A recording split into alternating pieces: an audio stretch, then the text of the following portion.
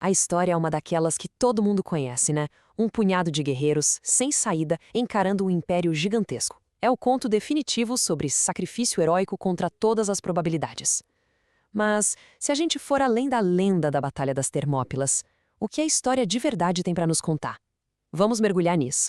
Quando o rei persa Xerxes mandou os gregos entregarem suas armas, a resposta do rei espartano Leônidas foi curta, direta, desafiadora e se tornou lendária. Essa frase, no fundo, resume todo o espírito de resistência que marcou essa batalha. Esses são os números que a gente vê nos filmes, nos livros. Uma força grega minúscula, liderada por 300 espartanos de elite, segurando um desfiladeiro contra o que parecia ser o poderio inteiro do Império Persa. É essa diferença absurda de forças que torna a história tão épica. Então, nessa nossa exploração, a gente vai sair da lenda para chegar na história. Vamos investigar de onde veio essa narrativa, quebrar alguns mitos sobre os espartanos e os persas, entender o impacto real da batalha e, por fim, explorar por que o legado dela é tão forte até hoje. Para a gente conseguir separar o fato da ficção, a primeira pergunta tem que ser: quem foi que contou essa história? Nossa investigação começa com a principal fonte que o mundo antigo nos deixou sobre esse conflito. E a nossa principal testemunha é Heródoto. Ele foi um pioneiro, o primeiro a tentar registrar os eventos do passado de uma forma mais sistemática. A obra dele, Histórias, é a base de quase tudo que sabemos sobre as Termópilas. Mas atenção, ele não era um historiador como a gente imagina hoje. Agora, olha só que loucura. Esse é o número que Heródoto deu para o exército de Xerxes. Mais de 5 milhões de pessoas. Pensa bem, a logística para alimentar e mover um exército desse tamanho seria impossível até mesmo hoje em dia. Isso já nos dá uma boa pista de que a obra de Heródoto mistura fatos com uma bela dose de exagero dramático. O método do Heródoto era um reflexo da sua época, sabe? O objetivo dele era meio que criar uma identidade grega unificada. Por isso, as narrativas dele estão cheias de elementos míticos, diálogos super teatrais que ele provavelmente inventou, e uma visão, assim, claramente pró-Grécia, que muitas vezes pintava os estrangeiros, como os persas, de uma forma bem caricata. A imagem que a gente costuma ter dos espartanos é a de guerreiros perfeitos, quase sobre-humanos. Só que a realidade da sociedade espartana era bem mais complexa e, para ser sincero, bem mais sombria. Vamos ver como essa máquina de guerra foi construída. A sociedade espartana era toda moldada pela agoge, um sistema de educação que era, francamente, desumano.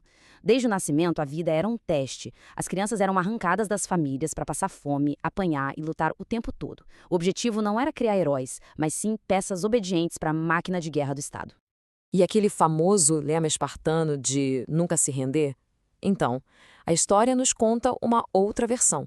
Durante a Guerra do Peloponeso, na Batalha de Esfactéria, vários soldados espartanos se renderam aos atenienses. Eles eram guerreiros formidáveis? Com certeza. Mas invencíveis? Não mesmo. Então, o ponto crucial é este. Toda a sociedade espartana dependia da subjugação. No topo você tinha a elite guerreira, mas a base de tudo eram os zelotas, uma população enorme de servos que ralava na terra para sustentar essa elite. O medo de uma revolta dos zelotas era uma obsessão constante em Esparta. Agora, do outro lado da batalha, temos os persas, que são quase sempre retratados como uma horda monstruosa, irracional. Essa imagem que a gente herdou dos escritores gregos não poderia estar mais longe da verdade histórica. Longe de serem bárbaros, o Império Persa Aquemênida foi, na verdade, o primeiro grande império da história. Era gigantesco, super bem administrado e, em vários aspectos, muito à frente do seu tempo. Eles construíram um sistema de estradas incrível para comunicação e praticavam uma política de tolerância, algo raríssimo na época, permitindo que os povos conquistados mantivessem suas culturas e religiões. E isso aqui ilustra perfeitamente a sofisticação deles. O exército persa, o esquadra, era todo organizado com base num sistema decimal, com unidades de comando bem claras. As fontes históricas descrevem essa estrutura como muito superior a qualquer organização militar que existia no mundo grego naquela época. E aqui temos uma comparação que é, no mínimo, surpreendente. Ambos os povos, espartanos e persas, valorizavam ideais bem parecidos: treinamento militar e obediência às leis. Os espartanos abriram mão das artes para focar só na guerra, enquanto os persas, apesar de governarem um império multicultural, também priorizavam as habilidades militares, como cavalgar e atirar com arco. Certo.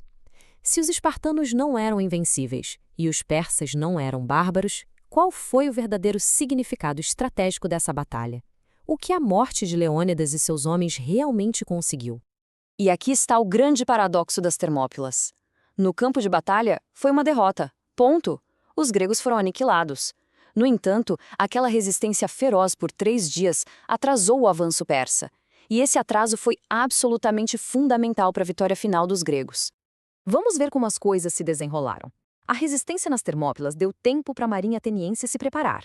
Em Salamina, eles atraíram a frota persa, que era gigante, para um estreito onde o tamanho virou uma desvantagem, e a destruíram. Com a sua linha de suprimentos cortada, Xerxes teve que recuar.